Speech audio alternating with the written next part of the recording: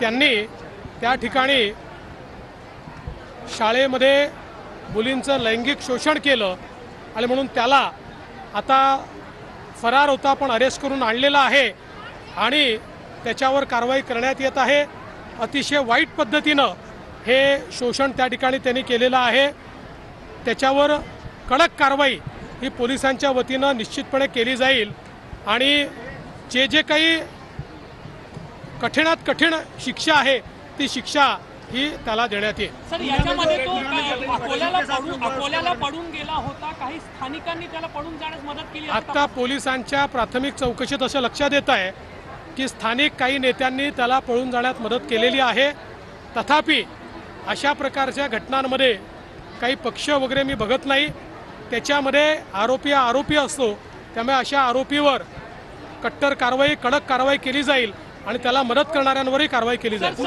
याच्यामध्ये आणखी काही विक्टीम होऊ शकतात? एकच विक्टीम आहे की आणखी काही विक्टीम? नाही, याची तपासणी चाललेली आहे।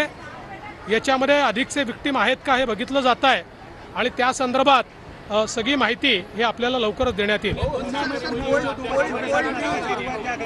पुण्यामध्ये स्कूल व्हॅनमध्ये एका ड्रायव्हरने मुलींना इनॲप्रोप्रिएटली त्या ठिकाणी टच केलेला आहे, चुकीच्या ठिकाणी टच केलेला आहे।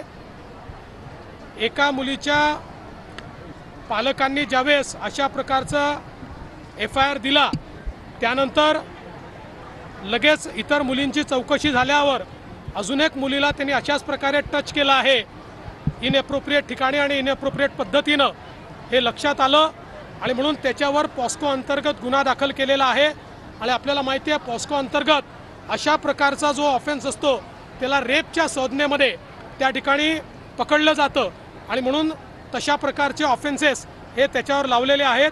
कडक कारवाई करण्यात येते आहे। संस्था चालकांना देखील बोलवलेलं आहे, त्यांचा काही त्याच्यामध्ये दोष आहे का हे देखील तपासण्यात येईल आणि सगळ्या संस्थांना देखील हे सांगण्यात येत आहे की तुमच्या संस्थांचे जे काही त्या ठिकाणी ट्रान्सपोर्टेशनचे वेगवेगळे मोड्स आहेत त्याच्यामध्ये सेन्सिटायझेशन करणं आणि त्याचे ड्रायव्हर्स किंवा इतर कोणी त्याच्यामध्ये जो स्टाफ असेल तो योग्य आहे की नाही हा बघितला गेला पाहिजे अशा प्रकारे सांगण्यात आलं।